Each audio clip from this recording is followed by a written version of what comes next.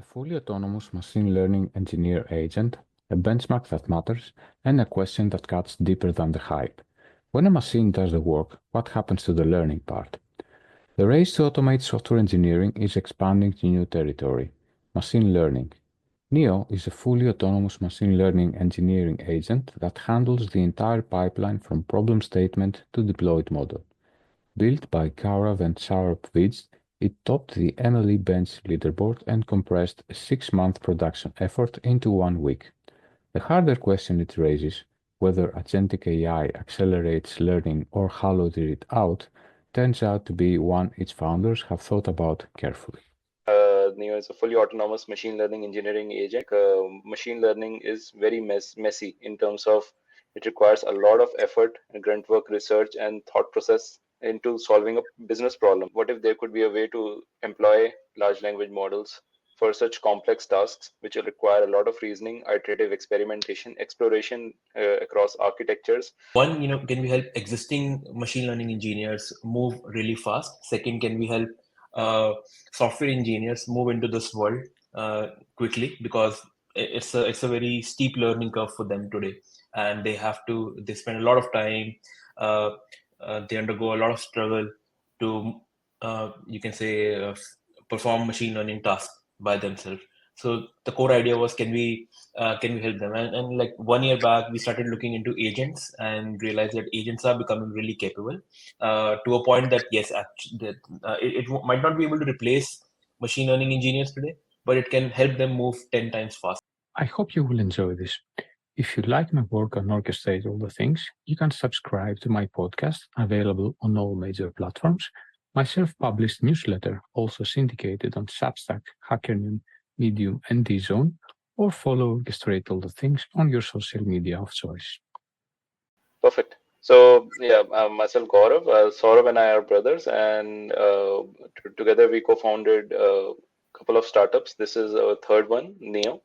Neo is a fully autonomous machine learning engineering agent, and prior to this, I have worked on computer vision research, background removal in real-time streams, something that I used to work on around 8-9 years back.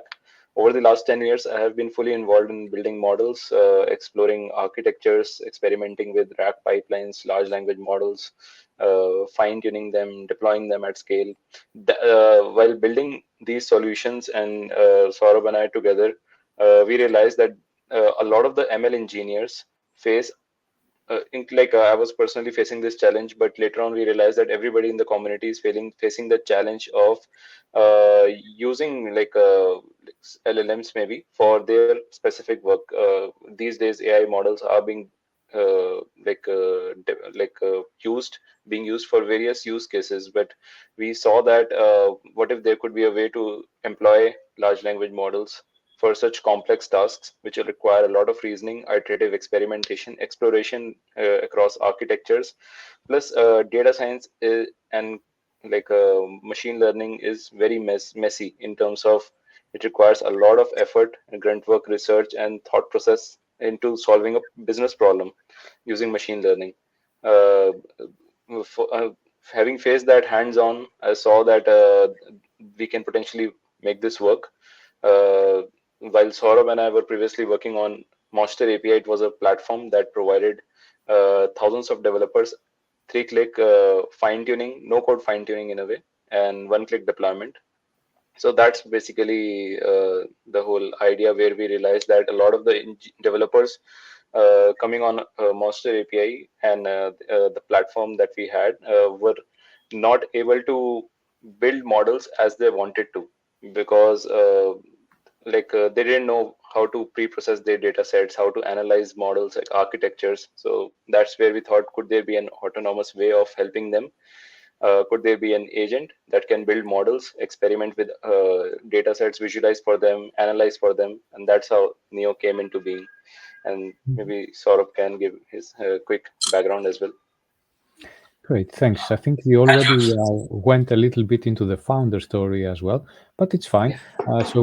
Hi, welcome, Saurabh, Hi, Josh. and thanks for joining us. So Gaurav just kicked off the conversation by sharing a little bit about himself and his background, and how he got involved into this effort with Neo that you're both working on. So now it's your turn to just tell us a little bit about yourself and then how you started working on that. Cool. Uh, so my background is in particle physics and high energy particle physics and nuclear science. I worked at CERN, where they found the Higgs boson. It's the biggest physics lab in the world, where they smashed trillions of protons together uh, to find what they call as a God particle, Higgs field and Higgs boson. That gave me lots of exposure to towards, you can say, advanced machine learning, because they were using those models, neural networks at that time.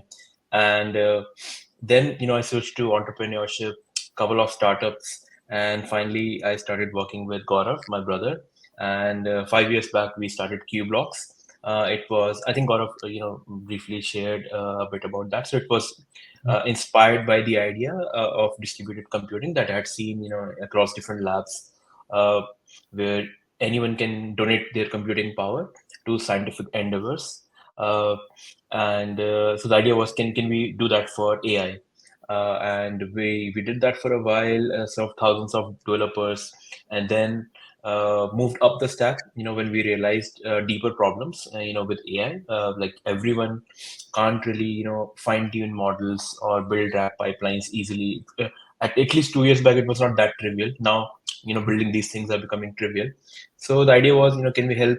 Uh, One, can we help existing machine learning engineers move really fast? Second, can we help uh, software engineers move into this world quickly, because it's a very steep learning curve for them today, and they spend a lot of time, uh, they undergo a lot of struggle to you can say perform machine learning tasks by themselves.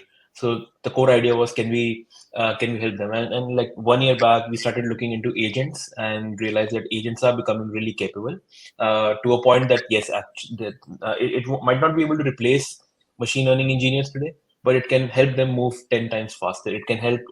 One is speed. If you are a machine learning engineer, it will help you perform the same task of data cleaning, feature engineering, experimentation, model training, building, fine tuning, all of that really, really fast. Second is, I would say something that people don't talk about is, a lot of these engineers don't want to do grunt work. Mhm. uh, you hired them, companies hire them for doing innovative stuff, to build new models, to think at the system level. But mostly they're stuck with cleaning their data, or engineering features, things like that. So what if there's a co-engineer that can work by their side and take over, grunt work from their plate, so that they can free up and focus on more on innovation. So that was the core premise, behind Neo. And yeah. Okay, okay, thank you. And it's a very interesting idea. I would say probably not entirely new because of the fact that well, it's a sibling, I would call it, to the idea of automating fully or partially software engineering in general, which has been going on for a while. But it's definitely innovative in the sense that, at least to the best of my knowledge, I don't know of any other platform that has attempted to automate the end-to-end pipeline in machine learning. There were some efforts for with things like AutoML, for example, but I don't think any of those would at least claim to cover the entire pipeline. And to share a little background of how I came to know about what you are doing, there are some people that have been very enthusiastically sharing their experience with your platform, and saying like, well, this is a force multiplier basically, because if we're able to do what you just described, so do all of this grunt work basically in a way that makes things faster, then we are free to do more creative things and so on. And also, it sort of democratizes, let's say, access to people. And the claim to fame, let's say, or the proof that these people show for the accomplishments that they have managed through your platform is some benchmarks basically. So, and most prominently the MLE benchmark. So what I'd like to ask you is, well, first, if you can just share a few words about the benchmark itself for people who may not be necessarily familiar with it, and then your engagement with the benchmark. So why did you choose it, and how did you submit? And then we can move on to a follow-up question I have with, okay, so how does that translate to real-world results, let's say? Cool. I think I'll just broadly share what it is, and then Gaurav can do a deep dive. Mhm. So, MLE-Bench was created by OpenAI, and the core purpose for this benchmark is to evaluate different agents for machine learning engineering. And so what they do is they have carved out 75 complex Kaggle competitions, and you can run your agent among them. There are 3 runs. So technically, your agents are going through these competitions around 225 times. So 75. So one run is 75 competitions. You have to do you create a score, and then you do it 3 times, and then you do an average of that score. So and there are different, you can say, um, modularities to it. One is light, then medium, then there is high in terms of complexity. So when Neo got 35% score, it was an average of this, while Neo dramatically improved on the high side. Like it was able to solve some of the most complex problems. And in yeah, just a bit, data about that is that today in the entire world you have around 300,000 machine learning engineers. Out of that, around 5,000 or 5,000 or 6,000 are Kaggle masters, and only 500 are Kaggle grandmasters. So the way we are designing Neo, you can say the holy grail for this company is to be able to reach the level of a Kaggle grandmaster. Because if you go out there today to hire a Kaggle grandmaster, one, it's only 500 in the entire world. Second, they don't want to work for a lot of companies. They are very selective. They want to work for SpaceX, NASA, Uber, like Apple, these kind of companies. So but what if a startup, like 3 guys, 4 guys just started out, they need a Kaggle grandmaster for their core, research. They can't hire them today. So with Neo, we truly want to democratize this kind of intelligence, that you can actually hire a Kaggle grandmaster for a fraction of the cost. And the benchmark for that is, again, would be MLE, because it helps in validating that yes, Neo is cognitively superior and it can solve complex problems. Now let Gaurav go really deep in that. Yeah. As Saurabh has already mentioned that MLE-Bench consists of 75 Kaggle competitions. Now these are divided into different domain. You can say types of ML problems. There could be text classification, image classification, sec to sec, tabular data based problems.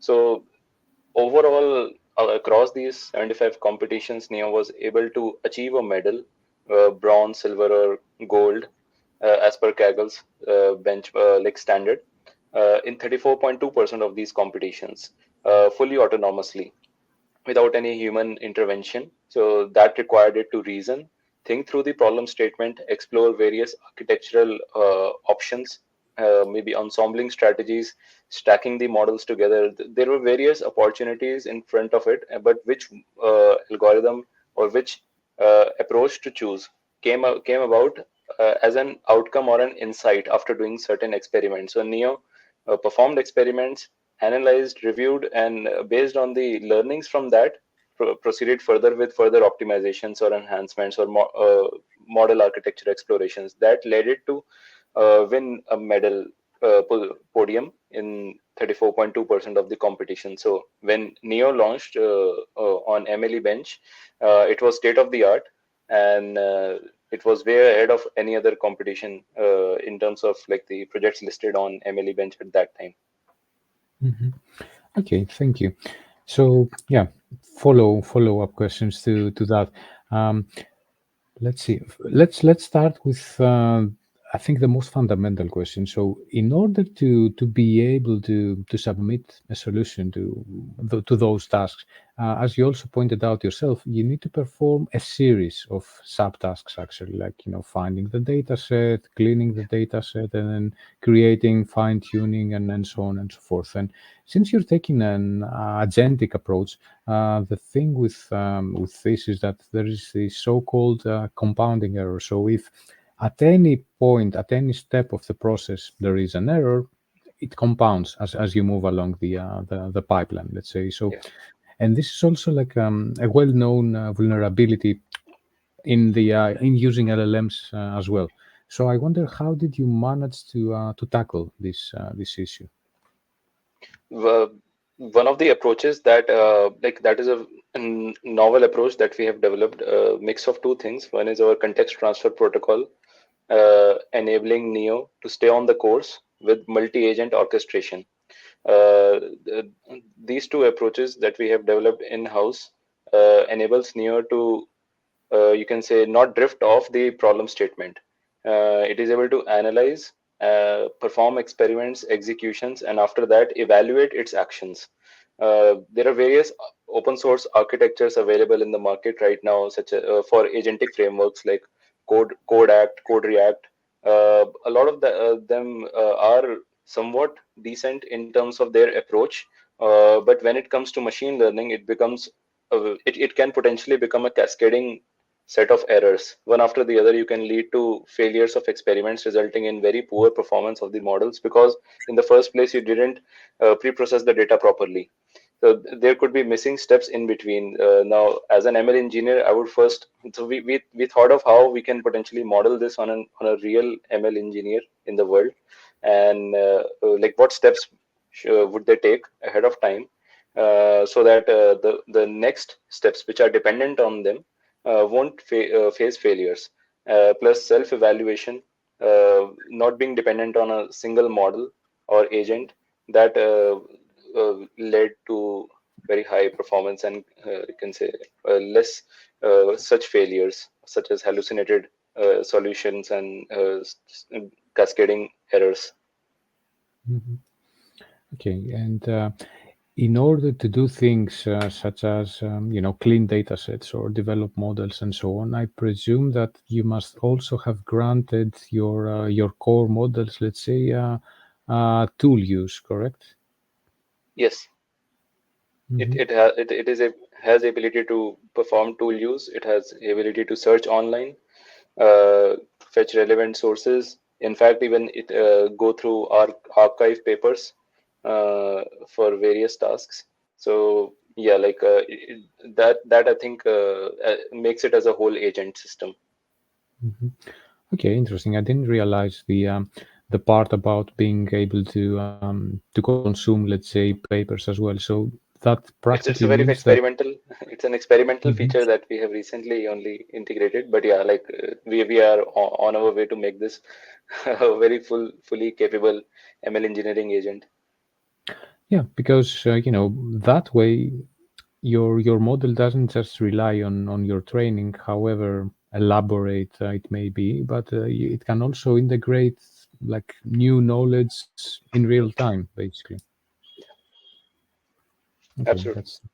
that's pretty that's a pretty interesting idea, and even though it's at an experimental stage, which Hmm. in a way is precisely what I wanted to ask you about as well. So, all of this sounds pretty impressive, but I wonder, how does that translate to results beyond benchmarks, basically. So, benchmarks, as fine as they may be, as elaborate as they may be, are they may be somewhat representative of the real world, but the real world is always more messy. So I wonder, how have you been able to replicate this type of result with real use cases? And if yes, I wonder if there's any of those use cases that you can share. So one of the use cases that comes in my mind is ETA forecasting. That was from one of our, you can say, early design partners. The idea was, can Neo, without much of human intervention, if the problem statement is correctly provided, if the data set is provided for, let's say, the last 12 months or 9 months, can it build high quality ETA prediction models, which is put a very real world use case, requires predicting ETF when a delivery is about to happen from point A to point B. This ETA prediction is potentially currently being used in so many applications: Uber, Ola, taxi sharing and food delivery apps. There are endless consumer apps today which rely on ETA prediction for best consumer experience, and building high quality models to predict accurately when your delivery is going to happen is very critical component, and that requires uh, building high quality models using the data that you have, performing right feature engineering from your data set, evaluating if a particular algorithm is working appropriately or not, and performing comparative analysis across various model architectures. So Neo was autonomously able to do that. So we in Neo there is a human in loop mode where you can provide feedback and guidance, and you can disable that also, allowing Neo to autonomously handle the problem statement.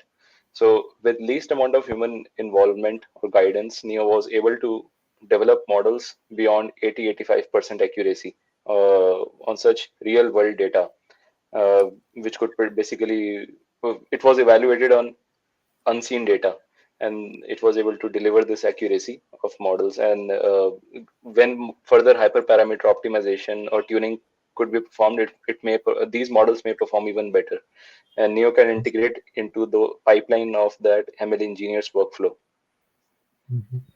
Okay. Just to add on this use case, so this was a design partner, and they are a shipment tracking company. So they are like, imagine Uber, not Uber. Uh, what should I say? I think the Google analogy Maps. won't be right, but they're like Google Maps for shipments. So they track billions of at least 3.4 billion shipments every single year, so, something like that. Now, for that, they have the ETA model, and so they have these brownfield projects, and they want to their main, you can say, goal is machine learning team's main goal is to first maintain the accuracy of the model, because with new data models tend to diverge, so they want to maintain the accuracy. Second, they want to perform experimentation so that they can actually increase the accuracy over time.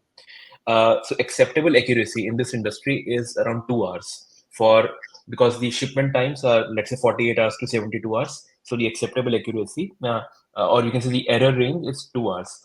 Now, they had built this model with 2 hours of accuracy, error, in a period of 6 months with the team.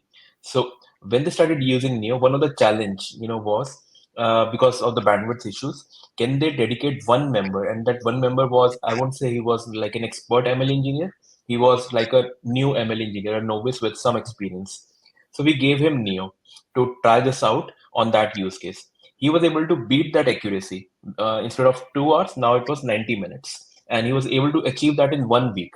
So imagine, earlier there was a team that was doing all this job for a period of 6 months to achieve an accuracy of 2 hours. Now, one guy using Neo was able to achieve the accuracy of 90 minutes within 1 week.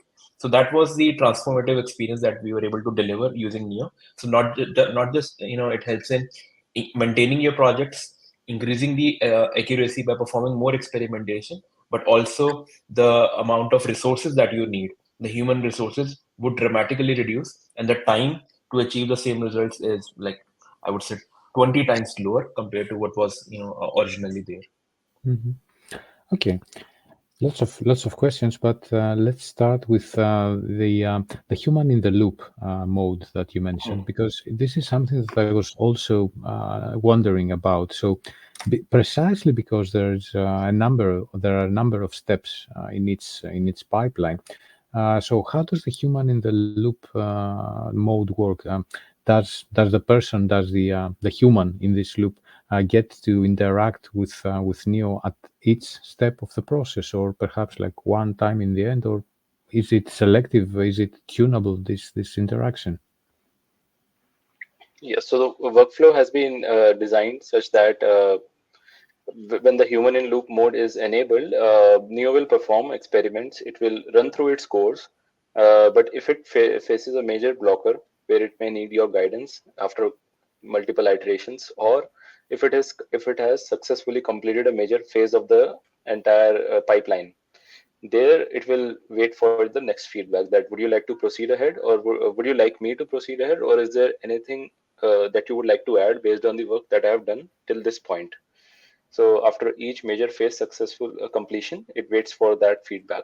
If the human in loop mode is disabled, it will autonomously try to either resolve its errors, or it will, if it has completed one major phase, it will proceed to the next major phase as part of the continuation that, okay, this was successful. I have successfully pre-processed the data set. I have performed feature engineering as per my understanding correctly. I can now proceed ahead with model training or as part of the task, or if there is any other uh, aspect that needs to be looked after as part of the problem statement. So that's how the change happens, and as a user I can contribute, I can guide that workflow in between those major phases. And I presume that the interaction it happens through a text interface, right? So you are Yes, presented with some results, and then you can verify or reject the results, I guess. yes, it's a chat interface through which you can guide the workflow. Great.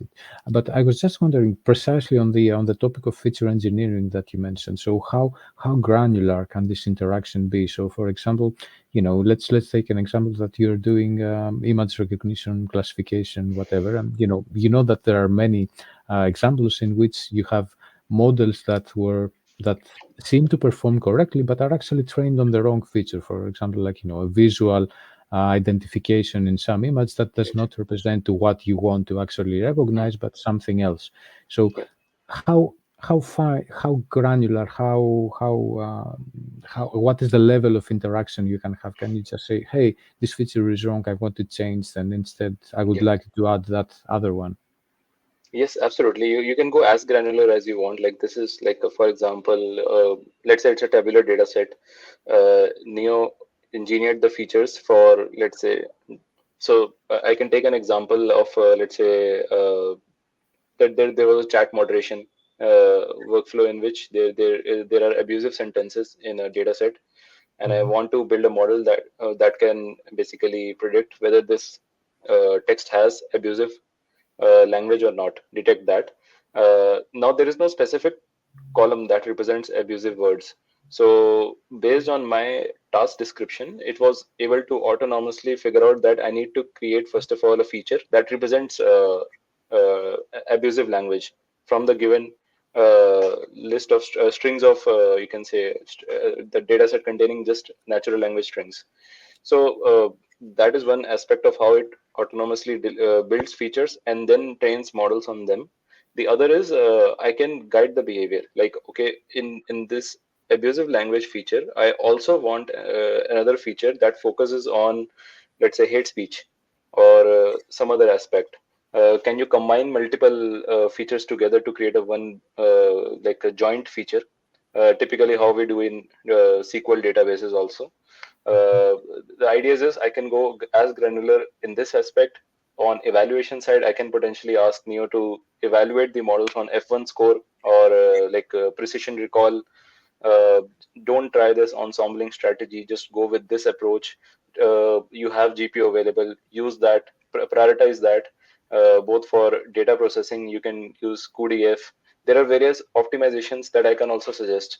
Apart from that, it autonomously tries to optimize the entire pipeline itself as well. So on every aspect, I can give feedback like this approach was wrong in terms of how you evaluated the model. It's not as I wanted it to be, because definitely, ultimately, so we have a mixture of our fine-tuned models, plus we use the publicly available foundational models, a mixture of them. So our fine-tuned models definitely are great at some aspects, and some in some areas, in specifically coding or some reasoning aspects, some foundational models are great. But even after that, you would notice that the LLMs do hallucinate sometimes. We need to bring them back on the course. Our system helps in achieving that. But even after that, they may lack certain information about certain frameworks or algorithms. For example, after LoRa, there was QLoRa for fine tuning. Then there was DORA. The approaches keep on coming in, staying relevant. Getting that relevant information from internet can also sometimes be unreliable because the resource itself does not contain proper information. So, but then I can interject in between that this is how you should do it. This is the appropriate approach. This is how you would use the framework in this code. I can also provide code snippets if I want to. So just like a collaborative ML engineer, but it is doing the heavy lifting. It is training the models, evaluating them, using the environment in the most optimized manner, pre-processing the data sets for me. Mhm. Yeah, I mean, the way you describe it, to me, it sounds like you may have been able to tackle better than any other solution that at least I'm familiar with, the core reasoning problem. So, how do you combine this different information, but not just information, but how do you combine it in a logical flow, let's say, in a way that does not produce errors and hallucinations and so on and so forth. And you yourself highlighted that as a key feature of how Neo works. So, and I know that because you mentioned, I saw that you mentioned somewhere that you're also filing for some patents. So I would not expect you to fully disclose how you do that, but I just wonder if you can share with us what family, let's say, of solutions are you using for that? So if I had to guess, my guess would be that it's probably not something deterministic, but something that leans more towards the more traditional, let's say, workflow engine sort of solution. I'm not sure if I got your question correctly. Are you asking about our engine or what Neo uses Yes, as a yes, yes, stack? yes. I'm trying. I'm speculating about how you could potentially have implemented this reasoning engine of yours, Hmm. basically. Definitely. I'm not sure if I can go into the depth of the implementation. Uh, I don't expect you to. I was just yeah, wondering if you can share like a very, very, high level description. Okay, so is it yeah. basically It's deterministic, or have you found some way yes. to pull together LLMs in a way that does not Mhm. hallucinate? Yeah. Oh, okay. Yeah, got it. Actually, yeah, it's a mix of both. Honestly, you have to use LLMs for the variance, but you still need determinism. So uh, when you get best of the both worlds, you can create a system that is reliably usable in production grade workflows, especially for complex tasks like machine learning. So with our architecture, we have been able to achieve that in a way that works. You can say pretty well for a lot of the machine learning and AI research topics. Uh, Involving how you can basically pre- develop an outcome from an LLM which is highly reliable and can be produced repeatedly. A lot of the times, LLMs are themselves not able to produce their answers. So, for example, this is a term that uh, if you perform 10 experiments with the same LLM, you would get 8 out of 10 different results. Just because of, even if you keep the same temperature, a lot of the chances are that you won't get the same approach or answer. Uh, but while building such systems which should not break, which are ultimately like you are building a prediction algorithm, you are building a recommendation engine, you are building computer vision models, detecting objects. You need to build reliable models. That requires a mixture of high quality data and algorithm excellence in terms of experimenting with architectures and manipulating how you basically move the data through that pipeline of the model. And how you can repeatedly get that accuracy is something that we feel after so much experimentation with Neo that we are pretty ahead of a lot of the solutions which have been trying to use LLMs for machine learning or AI research. Mhm. I would just add like this at the system level. Uh, uh, LLMs are going to hallucinate at the base, at the micro level, they are going to hallucinate. But at the macro level, you can remove a lot of the errors created by hallucination, and that's what we have worked on. So when we have a multi-agent system, and every agent which is powered by a fine-tuned model, so when you narrow down the scope because of fine-tuning, we narrowed down the scope. It reduces hallucination. So that's one area which has helped us in significantly improving this. Second is hallucinations still would happen. There is nothing like zero hallucinations at the you can say individual input level. But when you uh, when you look at this at the system level, you can remove those hallucinations because of the multi-agent flow. So these agents are helping each other, and so imagine an agent is acting as a judge for another agent. So one agent creates an output, the judge agent can evaluate that and stop it, at the very source, you can say, when it starts hallucinating. So it's I'm really trying to explain without giving you the entire algorithm, but the core idea here is LLMs are going to hallucinate. You can reduce that by narrowing down the scope, by fine tuning them. And second, because of the multi-agent architecture, you can reduce. You can stop them in their tracks when they start to hallucinate, and you can guide them in a certain direction. So that it's a mixture of these practices that has ultimately given us lesser hallucinations compared to just, let's say if you were just using Claude, or if we were using just a base model to perform these tasks. Let's say they were hallucinating, and let's say the number was 80%. Because of this multi-agent system, the overall hallucinations are like 11%, 12%. So you can dramatically lower down that by mixture of these techniques. Mhm. Okay. And as far as the models that you use are concerned, you mentioned that you actually use a mixture of models, some of which you have fine-tuned yourselves, and some of which I presume are going to be commercially available models. For the ones that you have produced yourself, you have total control, and you don't have to worry about that in a way. For the models, for the commercial ones, the fact that they constantly evolve and change, and there's sometimes backwards compatibility issues and APIs break and all of these things. How do you deal with that in order to keep your system running? No, absolutely. LLMs are somewhat unreliable a lot of the times. Mhm. Their APIs return 429 or token context window limits are also one of the biggest, you can say, limitations. While dealing with such, so like for example, you would have like seen in the past also that ML engineering pipelines are pretty huge, in a sense that the data sets are big. Uh, Model experimentation are in numerous quantities, so the conversation grows quite a lot, and managing the context is definitely one of the biggest challenges that we have overcome with our architecture. Apart from that, definitely we have implemented a lot of safeguards and fallback mechanisms to ensure that if one LLM fails, then there is a backup LLM to take over. But the idea is just like switching between LLMs is uh, easy. Making sure that they can produce similar outcomes is hard, and that requires either fine tuning models, providing appropriate context.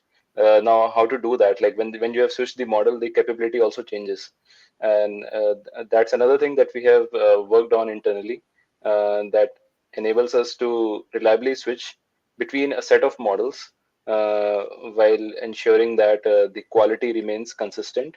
Definitely not the same exactly, but quite similar in terms of producing useful, valuable outcomes, artifacts like models or preprocessed data sets for the users. Okay, so it sounds like you have invested in what people have come to call by the name context engineering, and I Mhm. also presume probably in NCP, in the MCP protocol. Is that something that you use? Yes, absolutely. MCP is also used internally. We are actually pretty soon thinking of providing that as a feature also to the users, so that they can bring their MCP tools and connect Neo with them directly. For example, it could be a Databricks MCP or any other data providers MCP, or ML experiment tracking MCP. It could be easily integrated into Neo through users dashboard. Mhm. Okay. So previously, in the example that you shared, you shared about a model that people have created through Neo that reached something like 80 to 85% accuracy. So, you know, For some use cases, that may be good enough and, case closed. In other use cases, you would have to actually put on additional work to this model to bring it to 90 plus percent accuracy. So how would that work? Would a human engineer be able to take over after Neo produces that model and I work iteratively on the parts of the pipeline? Absolutely. Neo provides these artifacts, but you can also ask Neo to build an inference pipeline on top of that, or you can export them to your published pipeline already. Uh, Maybe you keep the artifacts, model artifacts in a artifactory such as ML Flow for production serving. There could be other tools that you use, or you might just want to do an S3 dump of all the models, and you will later on integrate them into your pipeline or experiment further. So Neo can provide the scripts, code scripts, or the model artifacts, the preprocessed data sets, evaluation reports, comparative analysis that you can further use to gain insight on why this model failed and why this worked uh, for my specific data, and what were the issues associated in my data. A lot of the times, as a developer, I may not be aware of the issues associated in my data. It could be that the data has bias. The data may have like unstructured information. Uh, Numerical columns may carry textual information. There are a lot of uh, misinformation present in practical data sets that might need cleanup.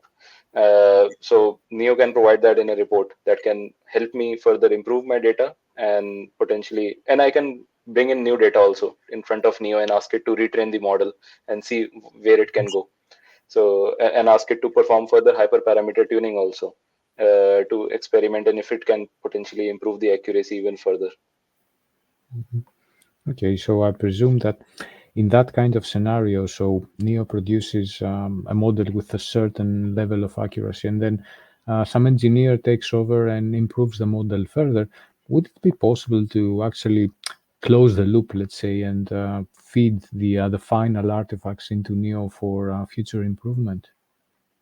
Yeah, absolutely.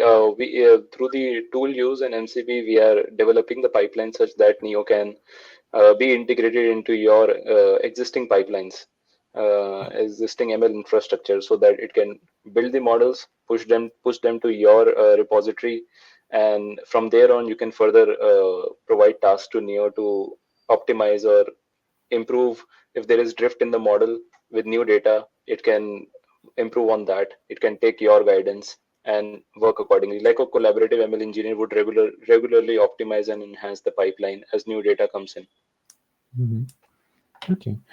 Okay, cool. So far the scenarios that we have referred to all sort of assume that the person operating, let's say Neo, is someone who knows what they're doing, basically. So a machine learning engineer, and we've talked about different ways of interacting with the system and so on. But what if this is actually not the case? I mean, one of the scenarios that you mentioned is having people use Neo that are software engineers, for example. So these people don't necessarily know. I mean, obviously, they are familiar with programming and I don't know data structures and whatnot, but they don't necessarily know how machine learning works and the differences of the algorithms and building pipelines and all of those things. So what made me wonder about this particular scenario, and the reason that I have a personal interest, let's say, in this is because I have been that person.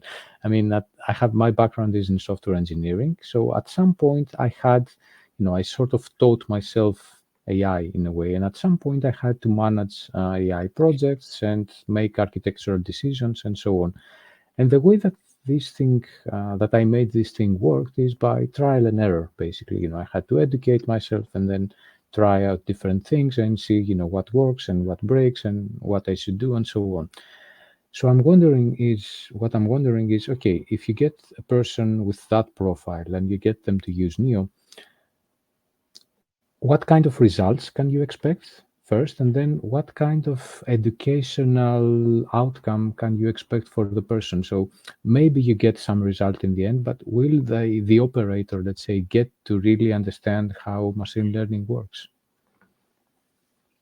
By the way, Uh, thanks for sharing your personal experience. I would, also love to understand how much time it took you for this transition.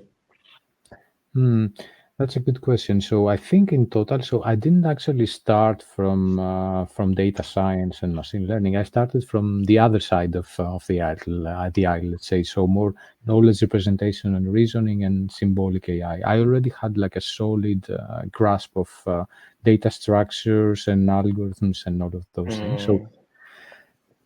going, let's say, from having like a very abstract idea of data science to actually being able to determine algorithms and run pipelines and all of those things, I think it took me like a few months, let's say half a year, roughly. Yeah. So, I mean, I, Gaurav, do you want to take it, or I can share my personal Please experience? go ahead. Yeah, please go ahead. I can add on So, that. uh, when I was doing physics at these labs like CERN and then later on Atomic Energy Commission in France, these days you never do pure physics. Everything is driven by systems and code. So I had to code all day, every day, and honestly, at some point it became like 90% of my work was writing, different algorithms, Mhm. writing code every day, and I could just spend 10% of my time on actual physics. So, uh, and a lot of researchers that I've met, in astronomy, in physics, in chemistry, in even in biology, they are drifting, away from their core science and have been, moving, spending more time on building algorithms because fundamentally they know that AI can actually 10x their productivity. AI can actually help. Uh, Not just in just doing low level work, but if they are well versed in building these models, they can actually do some advanced research, and that's why every one of these researchers in their fields are now trying to implement machine learning. Like recently, I met someone in astronomy. They have massive amounts of data. With machine learning models, you can actually detect a lot of patterns and hidden signals. But his frustration is, I'm not a machine learning engineer. I did basic, computer science, but I have to spend all my time, to learn how to set up GPUs, how to fine tune a model, how to build pipelines, and all of that. So that has been a real frustration. Now, because of Neo, uh, today, and it's just been, I would say, 1 month of me practicing with Neo. Today, I can build models. And like recently, I built a movie recommender model, all on my own, end to end. Then I started to, tinker around and really tweak, some of the existing models. So, for example, you have protein folding models. It's well established. You can take a model, but what if I could, use the principle of least action from physics and integrate that with 3D protein folding? No one has done that, but now I have the confidence to try this out, and maybe this can lead to better accuracy in protein folding. So these kind of things are something that a lot of researchers, innovators in from different fields wants to try, and they were not able to do that. And with Neo, you can just start. There are two things I would say. One is you can really start small.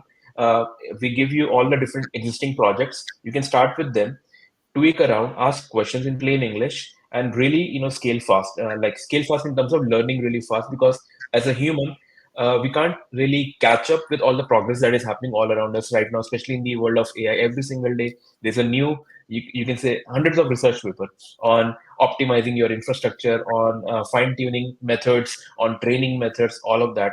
And if my core research is in quantum physics, I don't have the time to read all the research papers. So I always dream, if there could be an engineer that could sit by my side and do all of this work while I can actually focus on pure physics. Now I think with Neo we can do that because since I can, Neo is that co-engineer because now I can actually integrate some of the principles from physics, and I can tweak existing models, and that is like the first step to enter this field.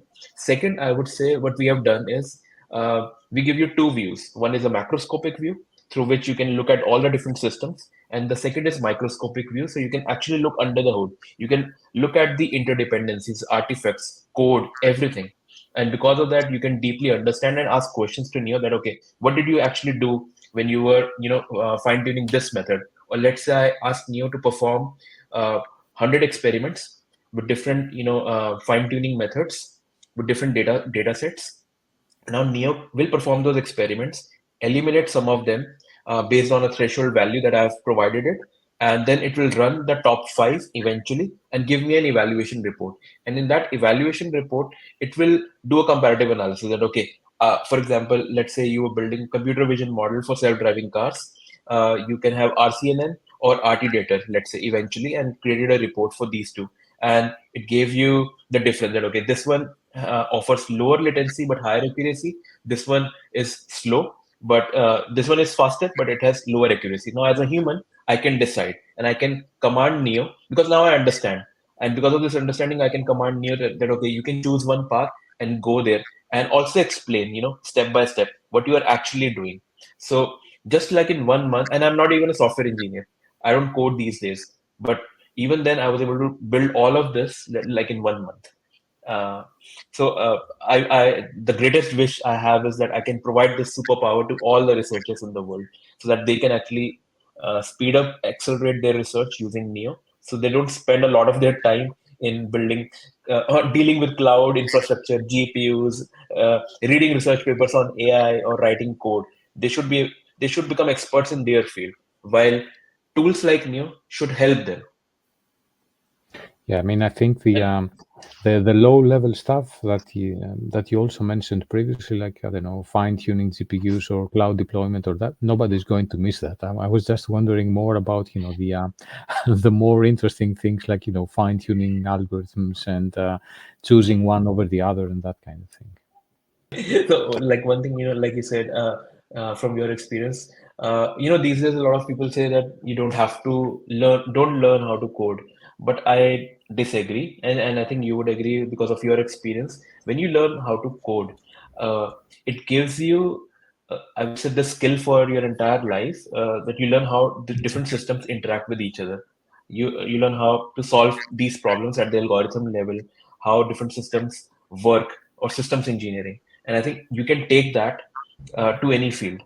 And I think uh, I didn't enjoy coding, but that actually helped me today, so that I can understand how different fine tuning methods actually work, what's really happening under the hood. So and with Neo, we can question it and give us details about different methods that it has tried, and what is the difference between QLoRa and LoRa, or DPO or DORA, or different methods. And then I can, based on my priority, I can ask it to choose one method and run with that. Hmm. Yeah. Is your sound okay now? Yeah, yeah. Sorry about that. No worries. You These wanted things to add happen. something, Gaurav? No, absolutely. I think Saurabh captured the entire context, and I think that's the premise. The macroscopic view and the microscopic view helps. Just as I have seen it, there are analysts, data analysts, business analysts, people also using Neo. What we have realized is like a lot of the people have data without insights. They don't know really what their data is giving them the information. So in order to get that information, also analysis, experimentation with your data could be very crucial. And it could be as crucial as for example, I'm building a fintech trading bot model that can help me predict the price of a stock or a crypto. Even in that scenario, there is so much amount of data which as a human it becomes very difficult to analyze and assess that large volumes of data coming from different sources. Now, could there be a model? May have wanted to build a model, but I'm not very good at ML engineering, or I don't know much about the algorithms. So could there be a system that can help me get started, uh, help me in my journey, and maybe as I build with that system, I can also start learning that what algorithms are prioritized, why are they prioritized, how to pre-process data sets. I think while building with Neo, everybody learns the ML engineering depths of how to choose a model, how to evaluate them uh, for various use cases. Because Neo as a system is can be used for various tasks. It's not specific for it will only work with tabular data sets. It can work with image classification. It can work with Gen AI models. It can build RAG pipelines also. So it is breadth wise, it is very capable in a lot of the domains around AI ML. So even with less understanding of such deeper concepts, I can get started with Neo, and slowly and steadily I can start learning the deeper concepts with the macroscopic view in place. Okay, well, thanks. And so we're close to wrapping up, and so far we have dived really kind of deep into the tech side of things, like how does it work and what you can do with it and so on. So let's wrap up with the business side of things, because I'm sure that by now, if people are listening, they must be wondering, like, okay, this sounds like a superpower. I want to use it. So how can people use it, and what are the next steps for you as a company? So how do you scale out, basically?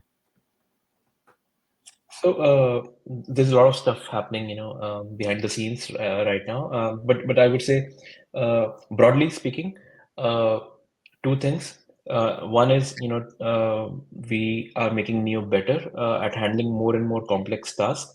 Second is integrations. We want Neo to integrate across all your systems, from your database to different clouds.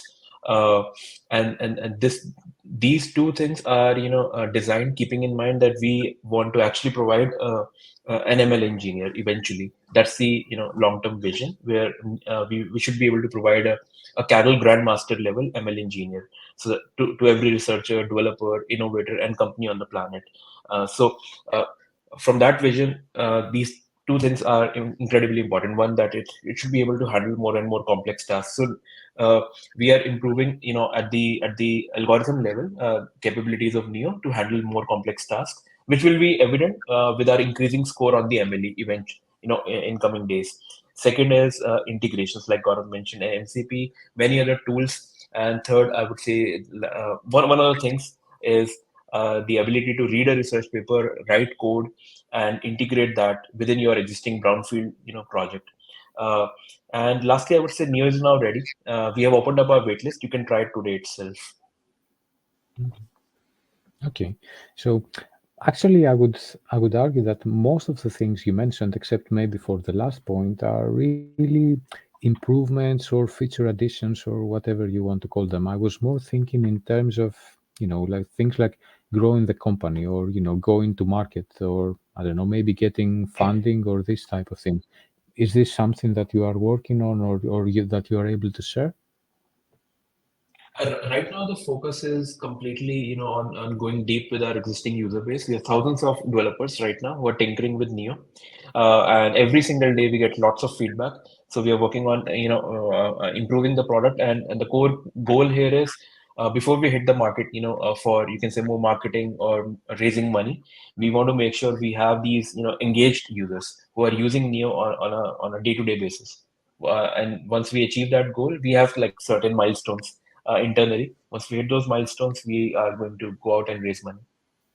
Okay, well, maybe you have to create another wait list then for VCs, because I think you will have many people who are interested in this. Yeah, it's always exciting. And like we are releasing it in batches, because that really helps, in giving a more, you can say, more refined product to the next batch, instead of like giving the initial version to all the users. Mhm. Okay, well, thanks. It's been a very, very interesting conversation, and I don't know, maybe if I manage to find some time to actually use the opportunity, I may join your wait list as well. It sounds super interesting. Thanks for sticking around. For more stories like this, check the link in bio and follow Link Data Orchestration.